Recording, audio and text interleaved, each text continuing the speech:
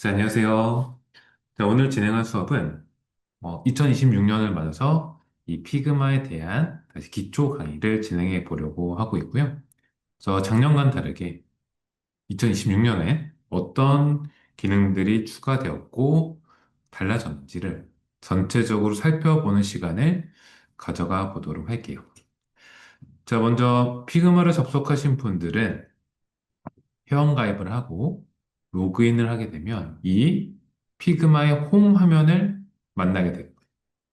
그래서 이 피그마 홈 화면부터 하나하나씩 살펴보도록 할 건데요. 자, 먼저 왼쪽에는 이 피그마 파일 목록들을 우리가 볼 수가 있게 되고요. 먼저 내 계정 정보를 볼 수 있고, 그리고 처음은 이제 보통 리센트, 내가 최근에 열어본 화면들을 볼 수가 있게 돼요. 그래서 좀 이렇게 많은 목록이 있는 분들도 있을 것이고요. 처음 시작하신 분들은 목록이 깨끗하게 정리되어 있는 것을 볼 수가 있겠죠.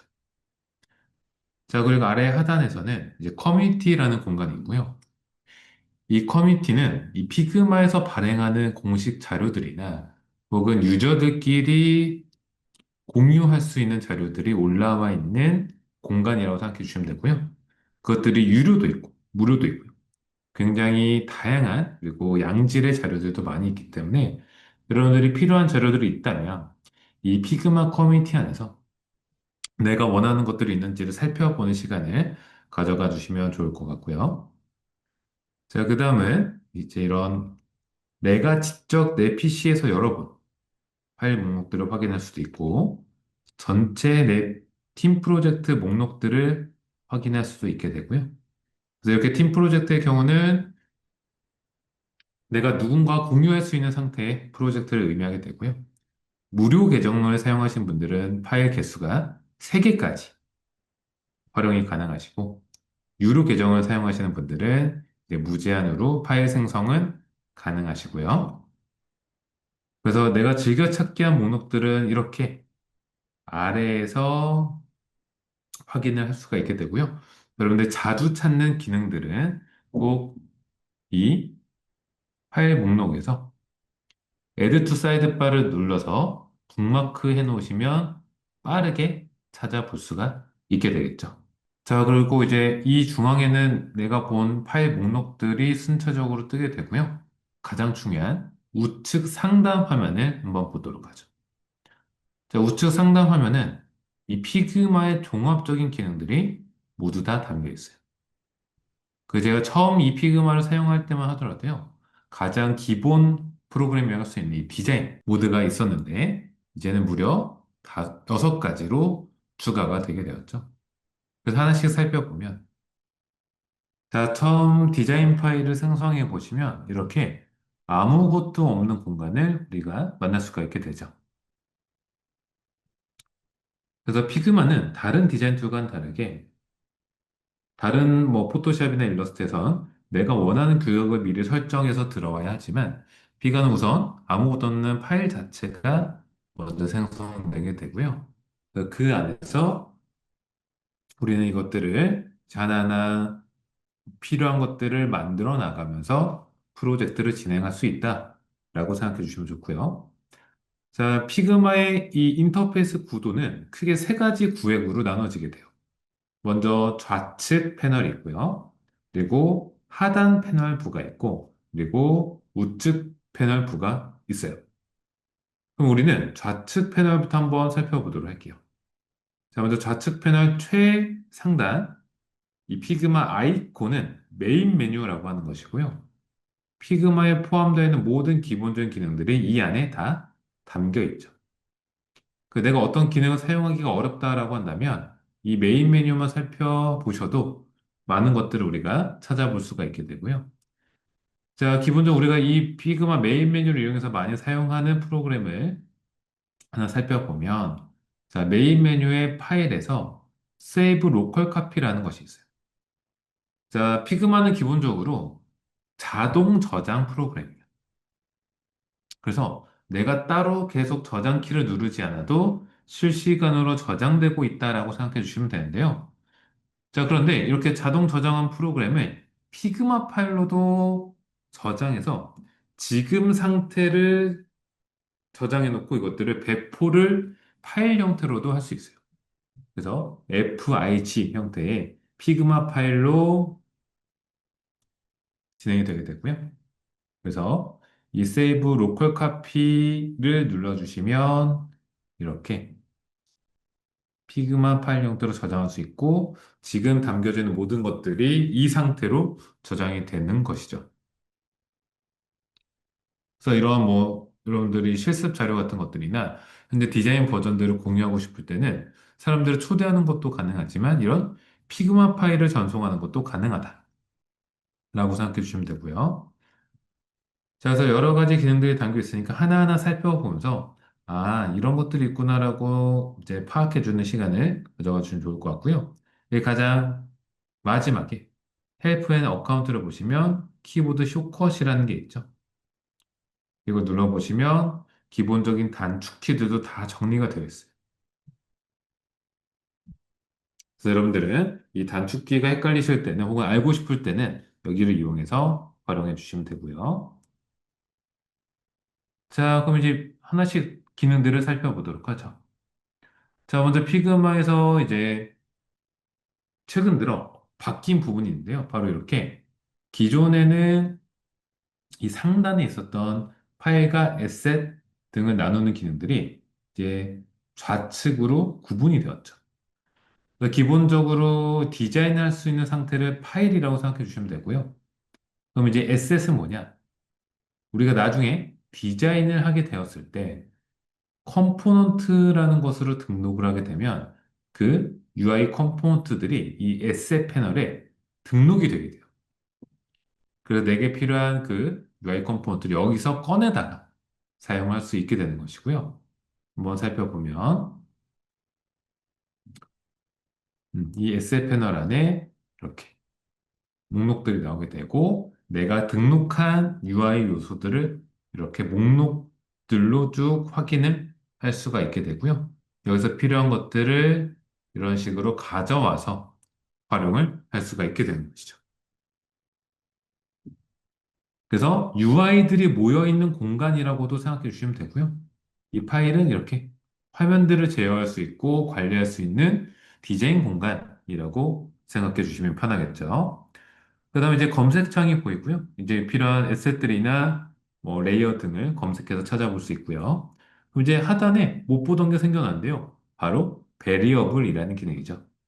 그래서 작년, 재작년 해서 이 피그마에서는 이 베리어블이라는 기능을 통해서 우리에게 많은 것들을 제공해주고 있는데요. 자, 이 베리어블은 프로토타이핑이나 혹은 어떤 디자인 시스템을 관리하는 데 있어서 굉장히 유용한 기능이고요. 자, 쉽게 설명드리면 이 내가 진행하고 있는 프로젝트 안에서 그 규칙 요소들이 있을 텐데 그 규칙들을 등록해서 일일이 디자인하지 않아도 그 규칙을 이용해서 무언가를 바꾼다거나 그 생성된 규칙을 기반으로 프로토타이핑을 연결시켜주는 기능들이라고 생각해 주시면 돼요. 그 나중에도 이 베리어블과 관련된 강의를 따로 업로드할 예정인데요. 먼저 여기 크리에이트를 눌러보시면 이렇게 베리어블로 등록할 수 있는 요소는 총 4가지 요소가 있어요. 간략하게 한번 설명을 드리면 컬러는 말 그대로 어떤 규칙성을 갖고 있는 컬러들이 무엇이 있느냐를 우리가 지정할 수 있다는 것이죠. 그래서 1번 규칙에서는 이 컬러고, 2번 규칙에서는 이 컬러고, 3번 규칙에서는 이런 컬러다라고 지정해서 그 규칙에 맞게끔 컬러가 자동으로 바뀐다거나 하는 것들을 활용한다라고 생각해 주시면 되고요. 그럼 이제 밑에 있는 것은 숫자겠죠? 숫자 역시 이 숫자는 이런 규칙을 갖고 있다. 라고 종류들을 지정해서 내가 원하는 숫자들을 손쉽게 바꿀 수 있다거나 활용이 가능하게끔 만들 수 있고요. 그 다음에 이제 텍스트 요소도 지정할 수 있죠. 그 다음에 이제 불리언이라고 하는 것은 오브젝트 요소를 지정할 수 있는 것이고요. 그래서 이 불리언을 통해서 어떤 UI들을 이제 온 했다가 오프 했다가 하면서 쉽게 활용할 수 있는 기능들이 제공이 되고요. 이런 기능들을 사용하신다면, 뭐, 라이트 모드와 다크 모드를 손쉽게 관리한다거나, 프로타이핑과 연결시켜서 굉장히 고도화된 애니메이션을 구현할 수 있는 굉장히 심화 기능이라고 생각을 해주시면 돼요. 그래서 추후에 이제 피그마 기능들을 충분히 연습하신 후 저희가 업로드할 이 베리어블 영상 실습을 통해서 이런 기능들을 잘 활용해 주시면 좋을 것 같고요. 오늘은 간략하게 여기까지만 베리어블을 소개하도록 하죠. 자, 이렇게 좌측 패널들을 살펴보았고, 이제 파일로 다시 넘어가면 이렇게 상단에 파일명을 변경을 할 수가 있게 돼요. 그래서 여기서 내가 원하는 파일명들로 바로 변경을 해서 저장할 수가 있게 되고요. 그래서 저는 이렇게 피그마 기초 강의라는 파일을 만들어 보았고요. 그럼 그 다음 이제 밑에서 나오는 페이지라는 요소가 있는데요. 페이지는 내가 이 파일 안에서 용도를 나누어서 사용하고 싶을 때 페이지를 나누어서 각자의 용도로 맞추어서 사용할 수 있는 기능이라고 생각해 주시면 돼요. 그래서 페이지는 이렇게 플러스 버튼을 통해서 계속 추가할 수 있어요. 이렇게 실습용 페이지로 해서 실습 파일들을 모아볼 수도 있고, 다음 페이지는 프로토타이핑이라는 이름을 지어서 프로토타이핑과 관련된 자료들을 모아놓을 수도 있고요. 다음 페이지는 베리어블이라는 자료를 만들어서 이 베리어블이라는 기능들을 모아볼 수도 있게 되죠. 자, 이렇게 용도별로 나눠지는 용도가 이제 페이지다. 그래서 페이지는 유료 계정을 사용하시는 분들은 무제한으로 생성할 수 있게 되고, 이제 무료 계정을 사용하시는 분들은 개수에 대한 제한이 있다. 라고 생각해 주시면 좋고요. 그러면 페이지가 있고, 그 밑에 레이어가 있는데요. 그럼 이 레이어는 무엇이냐? 각각의 페이지 안에 프레임이라고 하는 디자인 공간을 우리가 만들 수 있고, 그 디자인 공간인 프레임 안에 쌓여지는 것이 레이어다. 라고 생각해 주시면 돼요. 그래서 이따가 배우겠지만 이 하단에 이 표시 보이시죠? 이 프레임을 이용해서 내가 디자인 공간을 생성할 수가 있게 돼요. 가장 큰 단위는 파일이겠죠. 각각의 파일이 있고요. 그 안에는 각각의 페이지가 복수로 만들어질 수 있어요. 그리고 그 페이지 안에서는 각각의 복수의 프레임을 생성할 수 있고요. 이 디자인 공간인 프레임 안에는 이런 다양한 레이어가 쌓여질 수 있게 되는 것이죠. 그래서 여기서 이제 레이어 목록을 확인할 수 있는 공간이 있는 것이고요. 기본적으로 이렇게 페이지 단위로 먼저 구분되고 그 안에 레이어가 쌓이게 된다라고 생각해 주시면 돼요. 그럼 레이어의 속성도 우리가 한번 살펴보면요. 레이어 목록 안에선 목록상 가장 위에 있는 것이 가장 화면에 봤을 때 위에서 표현되게 돼요. 이 레탱글 4번이 위에 있기 때문에 위로 덮여서 표현되죠. 이거 순서를 바꾸게 될 경우 이런 식으로 아래에 표현이 되게 되는 것이고요. 그래서 레이어 순서는 보여지는 것과 관계가 있다라고 생각해 주시면 되고요. 가장 최근에 만들어진 것이 가장 위에 쌓이게 되는 또 특징들을 보여주고 있죠. 그래서 내가 무엇을 하나로 추가했다면 자동으로 위에 쌓이게 되죠. 자, 그러면 우리는 프레임과 레이어의 관계에 대해서 알아봤는데요. 자, 이 안에 또 섹션이라고 하는 새로운 기능이 있어요. 그래서 이것도 한번 살펴보면, 자, 이 섹션은 프레임을 담을 수 있는 그룹이라고 생각해 주시면 돼요. 그래서 프레임보다는 사실 상위 개념이죠. 그래서 예를 들어 내가 디자인한 것들이 A라는 섹션이 있고 B라는 섹션이 있다. 그럼 이렇게 섹션을 만들어서 프레임들을 구분시키는 용도로 활용이 돼요. 그래서 이 섹션 안에는 프레임을 아주 여러 개를 담을 수가 있게 되고요. 이 섹션의 경우는 뭐 컬러, 크기, 이름 자연스럽게 바꿀 수 있고요. 그래서 보통 위에서 보이는 것처럼 이 디자인 화면들은 어떤 섹션에 해당되고 이런 디자인 화면들은 어떤 섹션에 해당된다. 혹은 A 버전은 이런 화면들이고 B 버전은 이런 화면들이다라고 그 각각의 화면들인 즉 프레임을 그룹핑해서 따로 구분하는 그 역할을 이 섹션이 하게 되는 것이죠. 그래서 우리 피그마 구조에서 살펴봤죠. 파일이 있고 페이지가 있고 그 안에 섹션이 있고 그 안에 프레임이 있고 그 안에 레이어가 있다. 자, 이렇게 좌측 패널들을 모두 다 살펴보았고요. 그다음 우리에게 중요한 하단에 도구 모음 패널을 보도록 하죠. 자, 이 하단에는 우리가 사용할 수 있는 모든 도구들이 담겨 있고요. 가장 첫 번째로는 이 선택 툴이 있죠. 그래서 이 선택 툴의 경우는 말 그대로 무언가를 선택하는 기능이고요. 선택하고 움직일 수도 있어요. 그래서 이 이름이 무브 툴이죠. 단축키는 V고요. 그래서 가장 자주 쓰는 기능들 중에 하나이기 때문에 꼭 기억을 해주시면 좋아요. 그럼 이제 무브 툴 옆에 드롭다운 버튼을 눌러보시면 핸드 툴이 있죠. 이 핸드 툴은 화면을 잡고 이동할 수 있는 역할이 있고요. 단축키는 H인데 H라는 단축키를 잘 사용할 수도 있지만 스페이스바가 이 핸드 툴의 단축키이기도 해요. 그래서 다른 걸 눌렀다가 스페이스바를 누르면 바로 핸드 툴로 잠깐 변환이 되죠. 스페이스바를 손을 떼면 다시 일반 상태로 돌아오게 됩니다. 그래서 스페이스바라는 좋은 기능들이 있다는 점을 꼭 기억해 주시고요. 그다음에 스케일은 말 그대로 이 내가 선택한 요소의 크기나 말 스케일을 확인할 수 있는 기능이다라고 생각해 주시면 됩니다.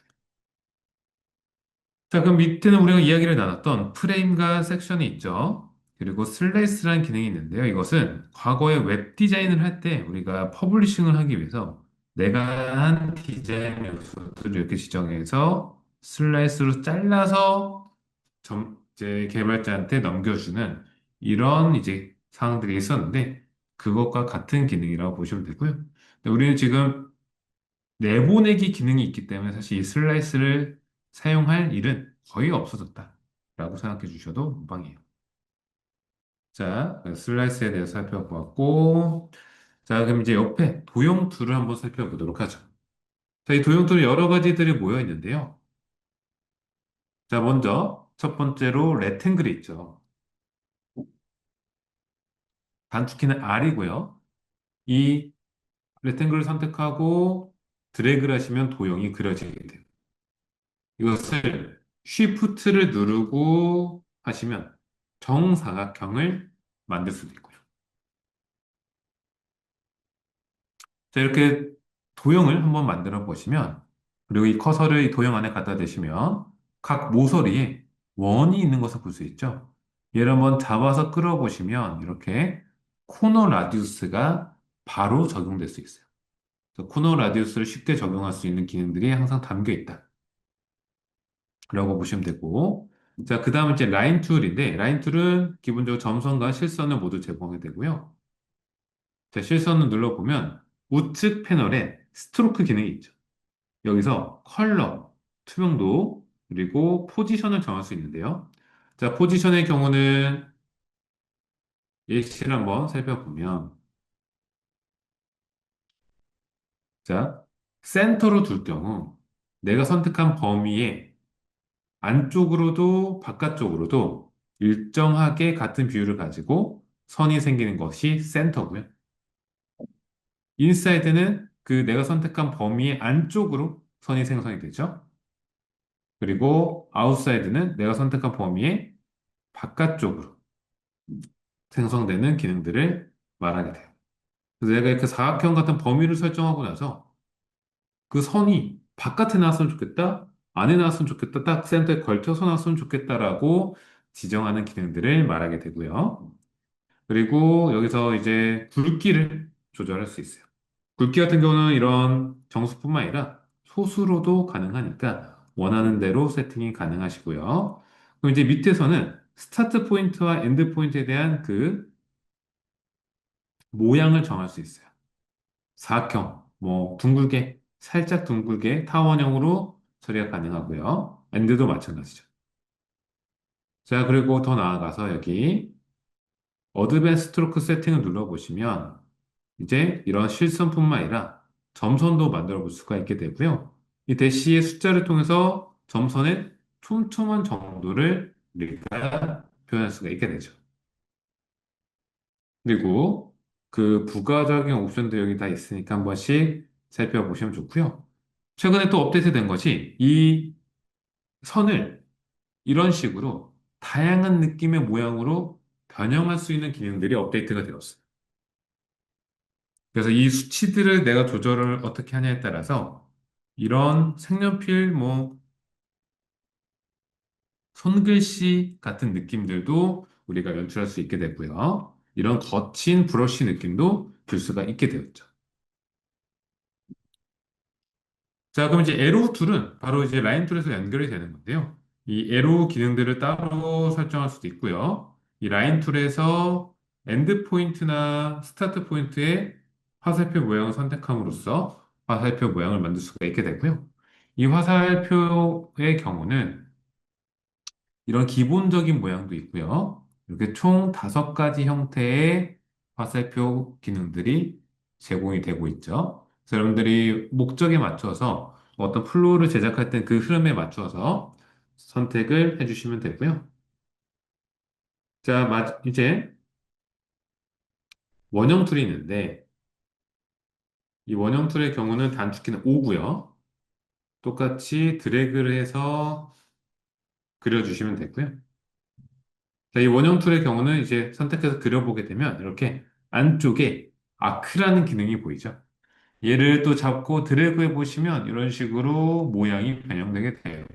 그 처음 만들어진 이 모양은 수입이고요. 얼마나 변형을 시킬 건지 그 각도를 조절할 수 있고 가운데 있는 것은 이것을 도넛 모양으로 만들어줄 수가 있게 되고요. 그리고 시작되는 위치를 조절할 수도 있어요. 이 기능들을 이용하셔서 어떤 그래프 같은 인포그래픽 요소들을 쉽게 제작할 수가 있게 되고요.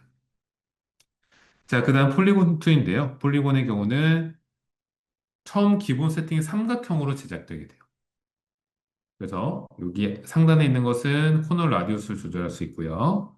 그리고 여기서 카운트 개수를 조절해서 원하는 각형의 모양을 만들 수가 있게 되죠.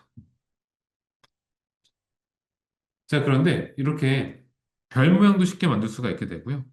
스타툴의 경우는 기본적으로 5성으로 먼저 세팅이 되고 코너 라디우스 조절할 수 있고요.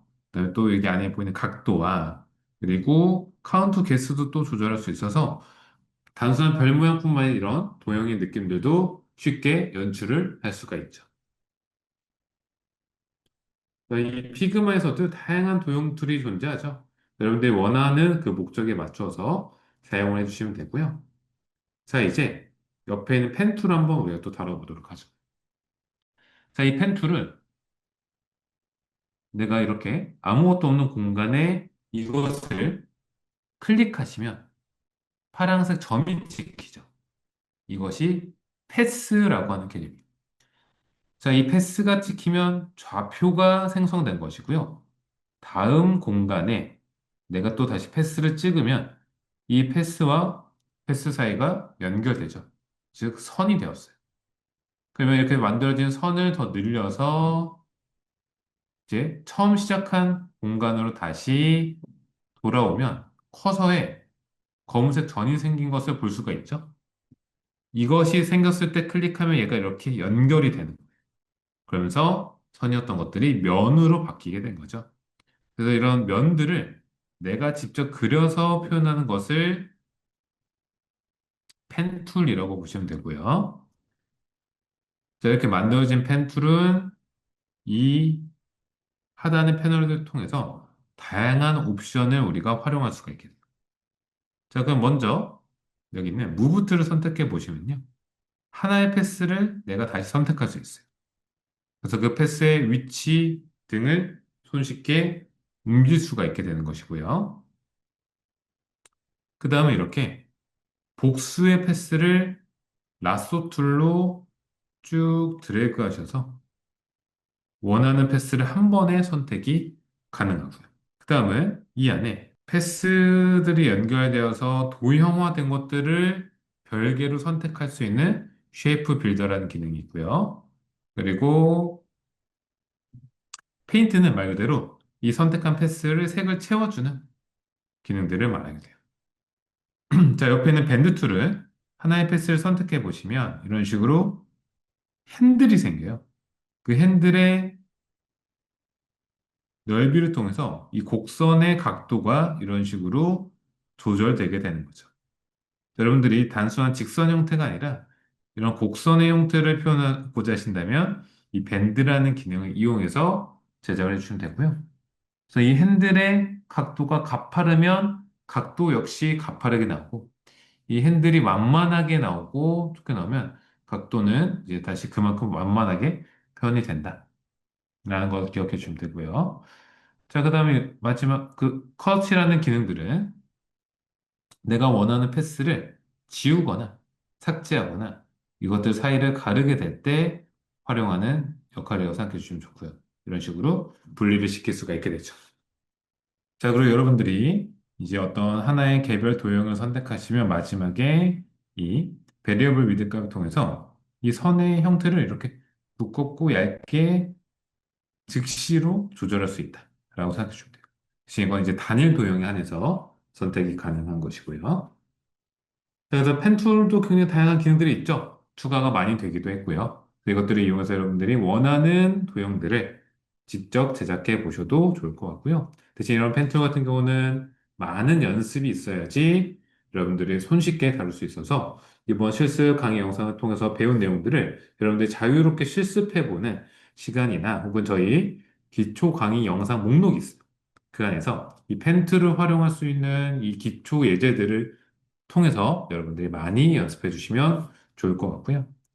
그 다음에 이제 텍스트 툴 한번 살펴보도록 할게요. 이 텍스트 툴은 말 그대로 텍스트를 입력할 수 있는 기능이죠. 그래서 텍스트 툴을 선택하시고 화면에 클릭하면 그 커서가 깜빡깜빡이게 되고요. 이게 텍스트를 입력할 수가 있죠. 그래서 내가 직접 원하는 문구를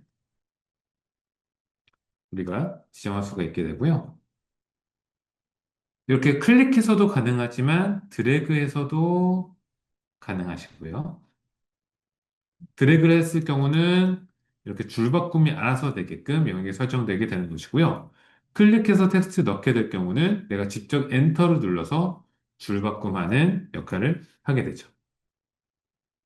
그래서 사항과 목적에 맞춰서 클릭해서 텍스트를 입력할 건지 드래그해서 범위를 만들 건지를 선택해 주시면 되고요. 자, 이렇게 텍스트를 다 입력해 보고 나면 또 우측 패널에서 디테일한 부분들을 조절할 수가 있게 되고요. 먼저 처음에는 폰트를 선택할 수 있죠. 그러니까 폰트는 기본적으로 구글 웹 폰트가 제공이 되고요. 그래서 브라우저 버전을 사용하신 분들은 구글 폰트만 사용할 수가 있고, 내가 직접 이 피그마 홈 화면에서 데스크탑 모드로 설치를 해서 사용하고 있다 하시는 분들은 내 PC에 설치되어 있는 폰트들도 피그마 안에서 활용할 수가 있게 돼요. 대신 한글용 폰트여도 이 목록에는 영문으로 표기되기 때문에 검색하실 때는 영문으로 검색을 해주셔야 되고요. 자, 그 다음에 여기서 이제 굵기를 조절할 수 있고요. 크기도 여기서 조절할 수가 있게 되죠. 그 다음에 이제 행간과 자간인데요. 이 행간의 경우 기본적으로 오토로 세팅이 되어 있는데 이 포인트도 내가 직접 입력할 수 있어요. 여러분들 행간을 조절하시게 되면은 이 선의 사이가 조절될 수 있는 것이고요. 자, 이렇게 직접 포인트를 입력할 수도 있지만 최근에는 퍼센트를 입력해서도 많이 활용을 하고 있죠. 그리고 이제 자간 같은 경우는 마이너스 옵션은 말 그대로 붙는 것이고요. 플러스 옵션은 벌어지는 개념인 거죠. 그래서 이 행간이나 자간은 이 A라고 쓰여져 있는 부분에 마우스 커서를 갖다 대면 이렇게 모양이 바뀌어요. 이 상태에서 얘를 쭉 드래그 하시면 늘어나고 왼쪽으로 드래그 하시면 줄어들어요. 자간도 마찬가지고 이렇게 손쉽게 빠르게 조절도 가능하겠죠. 자, 그다음에 이제 정렬을 하단에서 맞춰줄 수가 있게 되고요. 더 나아가서 여기 타입 세팅을 눌러보시면 디테일한 것들도 조절이 가능하죠. 그래서 이것들 한번 살펴보면 먼저 기본적인 정렬 옵션과 케이스 옵션들 외에도 버티컬 트림이라고 해서요. 기본적으로는 스탠다드로 세팅이 되어 있는데 이 스탠다드 옵션이 아니라 옆에 있는 캡 헤이트 투 베이스라인은 어떤 방식으로 쓰는 거냐? 자, 기본적으로 스탠다드는 행간에 맞추어서 범위가 인식돼요. 그런데 캡 헤이트 투 베이스라인 선택하시면 행간은 무시하고 딱 텍스트의 범위만큼만 인식되게 하는 기능이다 라고 생각해 주시면 되고요. 그래서 UI들 안에서는 보통 이 기능을 사용하고 기본적으로 정보를 위해서 텍스트를 입력할 때는 이 스탠다드를 사용하게 되죠. 자, 그 다음에 이제 리스트 스타일 여러분들이 원하는 블릿과 숫자 형태로 조절이 가능하고요. 그 다음에 이런 사이 간격이라든가 또 트렁케이트 텍스트라고 해서 이 설정된 범위를 벗어나는 것을 줄바꿈을 하는 것이 아니라 이렇게 설정을 해놓으면 자동으로 숨김 처리가 되는 방식들도 여러분들이 사용을 할 수가 있게 되죠. 제가 텍스트 옵션도 살펴보았고요. 그 다음에 여기 옆에 있는 것들을 한번 보면 우선 피그마는 웹 기반 프로그램이에요. 실시간으로 우리 팀원들과 공유할 수 있다라는 장점이 있죠. 그래서 우측 패널에 쉐어에서 장점, 이제 공유를 할 수가 있게 되고요. 그래서 이렇게 공유된 팀원들은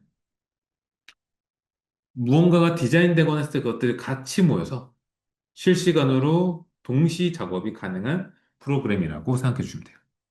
그래서 각자의 의견들을 코멘트로 남길 수 있어요. 혹은 아예 공식적인 주석 처리를 할 수 있어요. 그래서 뭐 디자이너가 개발자한테 넘겨줄 때 이 부분에 이렇게 주석 처리해서 이 디자인의 뭐 이슈나 특이사항, 전달사항들을 또 전달할 수가 있게 되죠.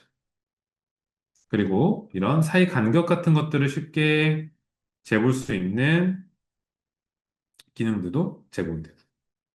그래서 이런 개발자분들 같은 경우가 쓸 수 있는 기능이라고 할 수 있겠죠. 자, 그 다음에 이제 액션 툴이 있고요. 액션 툴은 우리가 자주 사용하는 어떤 부가 기능들. 그래서 플러그인 같은 것들이 대표적으로 많이 있고요. 또 이 피그마 제공하는 뭐 배경을 지어준다거나 레이어 이름을 바꿔준다거나 하는 이런 부가는 이제 부가적인 기능들, 유용한 기능들도 제공이 되고 있어요. 그래서 필요한 기능들이나 플러그인들 여기서 직접 실행해서 찾아서 활용해 주시면 되고요. 자, 이렇게 하단 패널에 대해 살펴보았는데 가장 오른쪽에 이렇게 다른 토글 버튼들이 보이죠? 자, 기본적인 가운데서 디자인 패널로 세팅이 되어 있을 텐데요. 옆에 있는 드로우 패널을 눌러보시면 이것이 이렇게 어떤 것을 그리고 제작하는데 전용 형태로 바뀌게 돼요. 그래서 펜 툴과 브러쉬, 펜슬 등을 메인으로 사용할 수 있는 무언가를 그리는 공간이고요. 그래서 많은 분들이 가끔 물어보시는 게 선생님 저 디자인 열심히 하고 있었는데 우리 나중에 배우게 될 이런 오토리아 같은 심한 기능들을 이용했을 때 갑자기 적용 안 된다. 그 옵션이 우측 패널에 이렇게 안 나온다. 라고 하시는 분들이 있어요. 그런 경우 잘못 눌러서 이 드로우 모드로 들어오셨으면 이 패널이 조금 달라져요. 그래서 이런 심화 기능들은 여기 사용할 수 없어요. 디자인의 오토리아 같은 패널 옵션이 뜨지 않다 보니까 놀라서 물어보시는 분들이 많이 계신데 그럴 땐 이렇게 내가 잘못 들어왔는지를 꼭 확인해 주시면 돼요. 그래서 드로우 패널에서는 조금 더 구체적인 기능들이 제공되게 되고요. 그래서 이 패널에 옵셋을 맞춘다거나 이제 이 벡터를 통합한다거나 하는 좀 더 좋은 기능들이 제공되게 되고요. 그래서 일러스트 사용하실 줄 아시는 분들은 이 기능들을 활용해서 조금 더 심도 깊은 어떤 드로잉을 할 수가 있게 되겠죠. 그 다음 이제 여기 데브 모드는요. 손쉽게 얘기 드리면 개발자들이 활용하는 공간이라고 보시면 돼요. 그래서 이렇게 디자인 요소가 나에게 전달되었으면 이것들을 보고 이 안에 있는 모든 속성 요소들을 우리가 확인할 수가 있게 되죠. 그래서 개발할 때 이 코드 같은 경우들, 뭐, 이런 기본적인 사이즈, 스타일, 이 속성 요소들이 다 코드로 제공이 되고, 이 이름이라든가 특징 같은 것도 다 기입이 되면서, 이제 굳이 이것들이 따로 정리되지 않아도 개발자들이 확인해서 활용할 수 있는 이 모드가 개발 모드다. 근데 이 개발 모드 아마 팀 프로젝트, 그러니까 즉, 유료 계정을 사용할 때만 제공되는 기능으로 알고 있고요. 그래서 세 가지 모드가 있고요. 그래서 이것들이 사용처별로 맞추어서 사용되고, 혹시라도 뭔가 바뀌었다, 미묘하게 바뀌었다 했을 때 이 디자인 패널로 잘 들어가 있는지를 확인해 주시면 돼요. 자, 그 다음은 이제 우리에게 제공되는 우측 패널들 한번 살펴보도록 하죠. 자, 우측 패널은 기본 속성 요소들이 들어가 있다라고 보시면 되고요. 그래서 먼저 뭐 프레임 같은 것들을 우리가 이렇게 선택해서 그렇게 되면 먼저 프레임은 기본적으로 우측 패널에서 사이즈를 고를 수 있어요. 그래서 스마트폰, 태블릿, 뭐 데스크탑, 비율, 스마트워치, 종이, SNS 사이즈, 커뮤니티 사이즈, 이런 과거 구형 기종들에 대한 것도 살펴볼 수 있게 되고요. 그렇게 해서 프레임을 하나 생성해 주시면 나에게 필요한 프레임이 만들어졌고, 이것은 우리가 디자인을 하게 되는 공간, 디자인 지면이라고 생각해 주시면 돼요. 그래서 실제 보여진 디자인 최종 결과물은 프레임 안에서 표현되게 되는 거죠. 자, 이렇게 프레임을 만들어 보면 이렇게 패널들이 만들어지게 되고, 프레임 안에다가 또 어떤 도형 같은 것들을 그려넣게 되면 그 도형에 대한 옵션도 조절할 수가 있게 되죠. 그래서 프레임을 선택했을 때 옵션과 도형을 선택했을 때 옵션이 조금 달라지는 부분들이 있어요. 자, 그럼 대표적으로 프레임을 선택했을 때 달라지는 옵션이 뭐가 있냐면, 여기 이 프레임을 선택하시면 이 안에 담겨 있는 모든 컬러들의 속성 값들을 우리가 확인할 수가 있게 되죠. 그래서 내가 이 프레임 안에 여러 가지 오브젝트를 담았다. 그리고 그것들 컬러가 다 다르다. 라고 한다면 이 프레임을 한번 선택하시면 그 안에 있는 컬러들이 이렇게 다 표기가 되죠. 단일 객체를 선택하시면 당연히 그 하나의 컬러만 나오게 되는 것이고요. 그 다음 또 다른 차이점이 뭐가 있냐면 이 프레임을 선택했을 때 레이아웃 그리드라는 것을 선택할 수가 있고요. 그래서 이 레이아웃 가이드를 통해서 그리드 라인을 우리가 가이드 형태로 표현할 수가 있게 되는 것이죠. 그래서 이런 격자무늬나 컬럼 그리고 로우 그리드를 활용할 수 있고요. 이건 이제 지면에 대한 가이드이기 때문에 프레임을 선택했을 때만 사용되는 공간이다 라고 생각해 주면 돼요. 그래서 이런 도형 툴을 선택했을 때는 프레임이 그 레이아웃 가이드 옵션이 없겠죠. 그래서 꼭 프레임 안에서 선택할 수 있는 기능이라고 기억을 해주시면 좋고요. 자, 그 다음은 이제 도형 툴을 선택했을 때 조건을 한번 살펴보도록 하죠. 그럼 이제 상단에서 포지션이라는 기능이 그건 정렬을 맞추는 것이고요. 그리고 얼라이먼트 밑에 이제 포지션에 포지션이라는 기능이 있고요. 얘는 좌표예요. 그래서 이 프레임 내부 이 오브젝트의 위치 값을 우리가 알 수 있게 되고요. 기본적으로 왼쪽 상단이 0으로 시작이 돼요. 그러니까 이동이 되면 그만큼 좌표가 수정되게 되죠. 그리고 이제 이런 오브젝트를 선택했을 때만 나오는 개별 옵션인 컨스트레인트라는 기능이 있는데요. 자, 이것은 이렇게 접었다, 폈다 할 수 있어요. 자, 이 부분도 많은 분들이 물어보시는 영역이라 꼭 기억해 주시고요. 선생님, 저 컨스트렌트를 쓰고 싶은데 없다 하시면 얘를 펼쳐 주시면 돼요. 자, 그리고 기본적으로 레프트 탑으로 세팅이 되어 있죠. 이 말은 이 프레임 안에 이 오브젝트는 왼쪽 상단에 고정을 시켜놓은 기준이다 라고 생각해 주시면 돼요. 그래서 이 프레임을 오른쪽으로 늘리면 따라오지 않죠. 그리고 아래로 늘려도 따라오지 않아요. 근데 왼쪽으로 늘리면 따라오죠. 오른쪽으로가 아니라 위쪽으로 늘려도 따라와요. 즉, 그 고정되는 그 기준을 말해야 돼요. 그럼 예를 들어 얘를 센터로 잡았다. 그럼 센터를 기준으로 얘가 같이 이렇게 고정이 되게 되는 것이고요. 혹은 얘를 스케일로 잡았다라고 했을 경우는 이 프레임 크기에 맞춰서 안에 있는 오브젝트가 같이 늘어나고 줄어들게 하는 기능이다. 그래서 이것들은 나중에 UI 디자인 하실 때, 특히나 뭐 아이콘 그래픽 같은 요소들을 사용하실 때 많이 사용하게 되는 기능이고요. 꼭 기억해 주시고요. 그다음에 로테이션 이제 각도를 말하게 되겠죠. 그다음에 이것들을 한 번에 뭐 90도, 180도 다 바꿀 수 있고요. 그다음 이제 레이아웃은 이것의 크기, 가로값과 세로값을 우리가 확인할 수 있게 되고 여기 있는 옵션을 클릭하시면 이것이 꼭 같이 가로와 동일한 형태로 세로도 바뀌는 기능이죠. 얘를 체크 해제해 놓고 수정하시면 따로따로 수정할 수가 있게 되는 거죠. 자, 그다음 어퍼런스 패널을 레이어 패널이라고 생각하시면 되고요. 이 오브젝트, 즉 레이어의 투명도와 눈을 꺼서 안 보이게 할 수도 있고, 삭제된 개념의 이것은 잠깐 안 보이게 하는, 말 그대로 눈을 끈 요소라고 보시면 돼요. 그리고 이것은 이제 블렌드 모드고요. 그래서 이미지나 어떤 색상들 섞을 때 이 블렌딩 모드를 사용해서 활용해 주시면 되겠죠. 그리고 코너 라디우스를 여기서 직접 내가 입력해서도 활용이 가능하시고, 코너 라디우스의 경우는 각자 사면을 다른 옵션으로 넣을 수 있어요. 그래서 여러분들이 원하는 모양들 이렇게 코너 라디우스 값을 각자 넣어서 조절이 가능하시고요.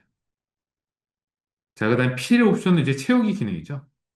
자, 그럼 기본적으로 채우기라는 기능들은 이렇게 구분이 되게 되고요. 가장 첫 번째는 솔리드, 단색이죠. 그래서 컬러를 선택할 수 있고 색상을 조절할 수 있고요. 이런 코드를 따로따로 확인할 수 있어요.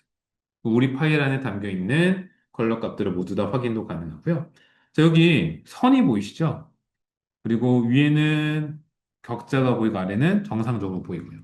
자, 그러면 이건 뭐냐? 여기 있는 옵션이 체크가 되어 있을 텐데요.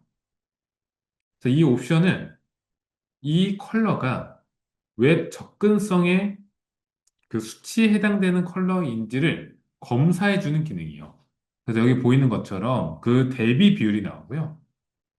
이 컬러가 예를 들어 이런 식으로 잡히면 얘는 대비가 이렇게 낮다라고 하는 거예요. 그래서 이렇게 페일 표시가 뜨죠. 그래서 이런 명암 대비는요, 일정 이상, 즉 컬러는 배경 대비 3.0 이상이 나와줘야 원활하게 보인다라고 수치로 알려주는 기능이죠. 그 최소값이 3.0. 여러분들은 이 접근성이라는 걸 생각했을 때 이것을 기준으로 작업을 해주시면 좋고요. 그래서 텍스트는 4.5 대 1이고요. 이런 오브젝트 컬러 요소는 3.0 대 1 이상이라고 생각해 주시면 되고요. 그 다음에 이제 여기서 그라데이션 넣을 수 있죠. 한 시작되는 컬러와 끝나는 컬러, 그리고 이 컬러들을 아주 다채롭게 추가해서 여러 가지 컬러가 섞이게끔도 가능하시고요. 그리고 뭐 이 시작되는 위치나 이런 것들 조절해서 원하는 느낌을 줄 수도 있게 되고, 그래서 이 모양에 따라서요, 이런 식으로 다양하게 그라데이션 형태들을 조절할 수 있고요. 그리고 이제는 패턴까지 넣을 수 있어요. 그래서 기본적으로 제공되는 이런 하프톤 형태의 패턴들뿐만 아니라 여러분들 직접 그 패턴 소스를 선택해서 넣을 수도 있고 이런 모양들과 크기들을 조절해서 활용할 수도 있고요. 그 다음에 이미지를 넣어서 만들 수도 있고요. 그래서 이미지를 넣는 공간, 그래서 이미지를 채울 수도 있는 것이고 심지어 영상까지도 채울 수가 있죠. 자, 그래서 기본 기능들에 대해서 필값들에 대해 살펴봤고 그래서 무언가를 채우는 기능이다 라고 기억해 주시면 편하겠죠. 그리고 이 필은 이렇게 중첩되고 제거할 수도 있어요. 심지어 데이터만 남고 컬러는 들어가지 않게끔 조절할 수도 있는 것이고. 자, 그리고 아까 우리 스트로크는 살펴보았고요. 이제 이펙트를 한번 살펴보도록 하죠. 자, 이펙트는 이렇게 기본적으로 이너 섀도우, 드롭 섀도우, 레이어 블러, 백그라운드 블러가 있었는데 더 추가가 되었죠. 그래서 노이즈와 텍스처라는 개념들이 이번에 나왔다. 그래서 한번 살펴보면 이너 섀도우는 말 그대로 안쪽의 그림자를 말하게 되고요. 그래서 여기서 옵션을 누르면 이렇게 이 오른쪽 왼쪽 상하 위치를 정할 수 있고 퍼지는 정도와 뿌연 정도와 그 퍼지는 정도를 조절할 수 있고요. 컬러와 투명도를 조절할 수 있죠. 그러면 이제 이너 섀도우의 반대는 드롭 섀도우겠죠? 그 드롭 섀도우도 옵션의 형태는 동일하고요. 바깥으로 나오는 그림자를 말하게 되고요. 레이어 블러는 이제 포토샵의 가우시안 블러와 같이 그 객체 자체를 뿌옇게 만들어주는 기능이고 여기서 이 블러 수치를 정하시면 되는 거고요. 그 다음에 이제 백그라운드 블러는 뭐냐? 이렇게 레이어가 나눠져 있을 때 아래에 있는 것들을 블러시켜서 보여주고자 할 때 백그라운드 블러를 쓰면 돼요. 그래서 이런 식으로 밑에 있는 요소들을 블러 값을 주고 싶을 때 위에다가 레이어를 하나 더 추가해서 컬러를 채우고요. 백그라운드 블러 적용시키는데 처음에 이렇게 흰색을 추가하면 이렇게 나오겠죠? 그래서 여기서 많은 분들이 백그라운드 블러 적용이 안 된다 라고 하시는 분들이 있는데 지금 티가 안 나죠? 자, 그래서 이 투명도를 조절하시면 되는데요. 여기 주의하실 게 레이어 투명도가 아니라 필값의 투명도를 조절하셔야 돼요. 그러면 이렇게 구현 정도를 적용할 수 있어요. 그냥 레이어 투명도 조절하면 그냥 투명도만 조절되는 거죠. 그래서 컬러의 투명도를 조절을 하셔야 된다. 라고 꼭 기억해 주시면 되고요. 그럼 이제 추가된 옵션들에 대해서도 한번 살펴보도록 하죠.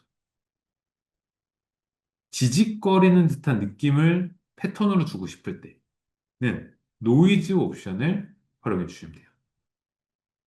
그래서 이 노이즈 옵션 값을 통해서 모노톤으로 갈 건지, 듀오톤으로 갈 건지, 그리고 다양한 컬러를 섞은 건지를 정할 수 있고요.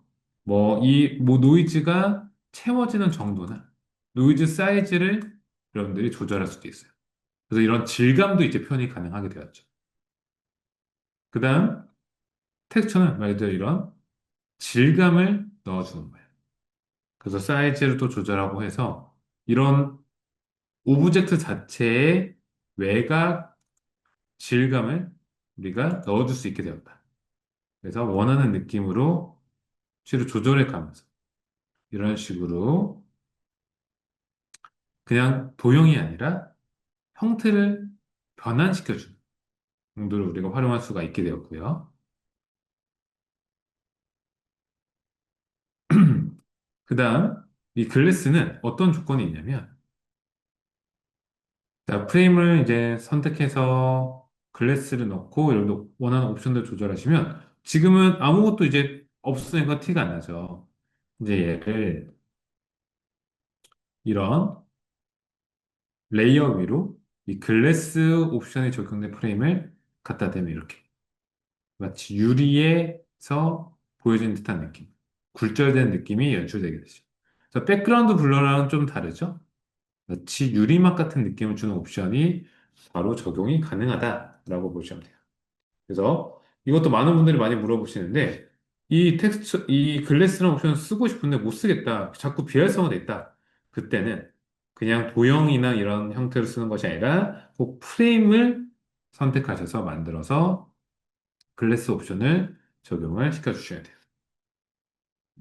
자, 그리고 이제 마지막으로 이 모든 요소들이 내보내기를 할 수 있어요. 그래서 내보내기는 프레임을 선택하셔도 오브젝트 객체 자체를 선택하셔도 내보내기 가능하고요. 사이즈는 이렇게 배율별로 0.5부터 4배율까지 선택이 가능하시고요. 그리고 PNG나 JPG 같은 이미지로, SVG 같은 벡터로, 그리고 PDF로도 내보내기가 가능하죠. 그리고 세부적인 옵션도 조절할 수 있고요. 그래서 이 미리 보기를 통해서 내가 내보내기 되는 상태를 확인을 하시고 내보내기를 해주시면 됩니다. 그리고 이제 한 번에 여러 개를 선택했을 경우는 그것들이 전부 다 엑스포트에서도 바로 내보내기가 가능해지고. 자, 이렇게 우측 패널에 대해 살펴보았고, 그다음에 위에 보시면은 여기서 프로타입 모드가 있죠. 자, 프로타입 모드는 이제 디자인 패널과는 다르게 이제 프로토타이핑을 연결하는 형태고요.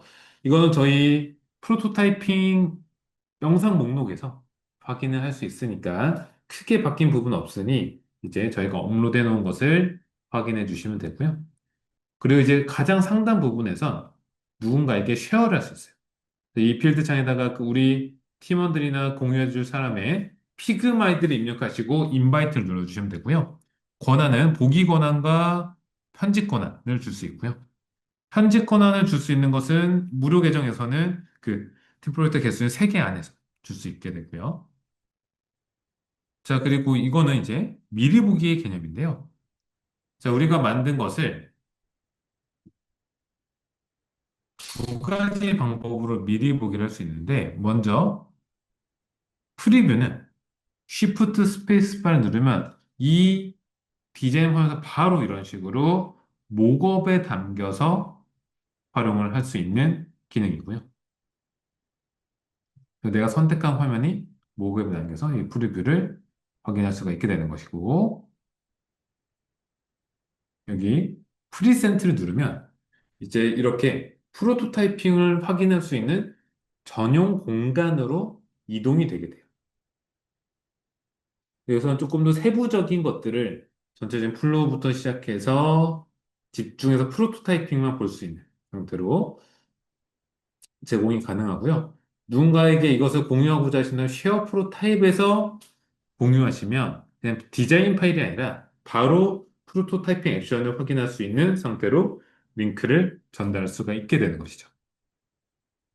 자, 그 다음 이제 가장 상단에 여기 어떤 도형 요소를 누르면 컴포넌트와 마스크, 그리고 이런 패스파인더 기능들이 숨겨져 있는 것을 확인할 수 있고요.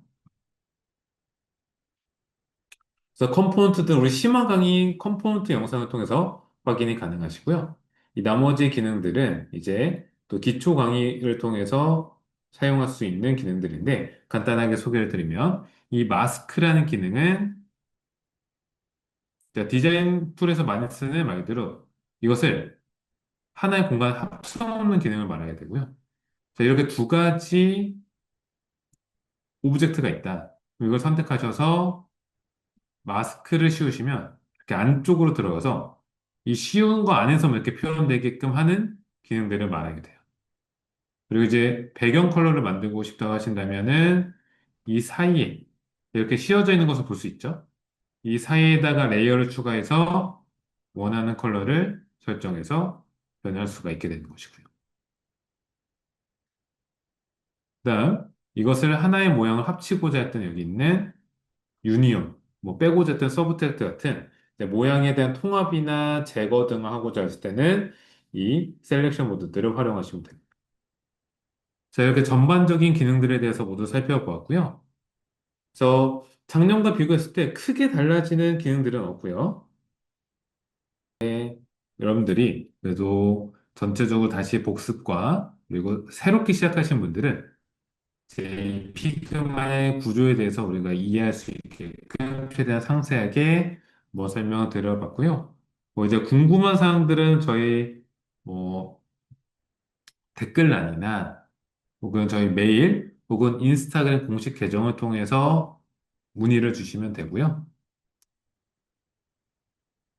그래서 아까도 이야기 드렸던 것처럼 피그마 같은 경우는 많이 연습을 해주셔야 그만큼 빠르게 실력이 늘기 때문에 오늘 배운 실습 파일을 통해서 꾸준하게 연습하신다면 여러분들 모두 피그마를 능숙하게 충분히 다루실 수 있을 것이고요. 저희는 오늘 이 피그마 기초 강의는 여기서 마무리를 지어보도록 할게요.